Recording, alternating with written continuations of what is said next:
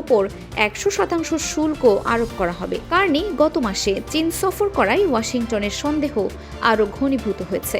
যদিও কার্নি বলছেন তার এই সফর ছিল কেবল চীনের সাথে দীর্ঘদিনের অমীমাংসিত বাণিজ্য সমস্যাগুলোর সমাধান করা এবং অটোয়ার বাণিজ্যিক বৈচিত্র্য বজায় রাখা। মার্ক কার্নি দাবি করেছেন যে কানাডা এখন তাদের ইলেকট্রিক ভেহিকেল বা ইভি, কৃষি এবং মৎস্যজাত পণ্যের ক্ষেত্রে ভবিষ্যতে ফিরে যাওয়ার নীতি গ্রহণ করছে, অর্থাৎ তারা নিজেদের উৎপাদন বাড়াতে অতিরিক্ত সুরক্ষা ব্যবস্থা গ্রহণ করছে।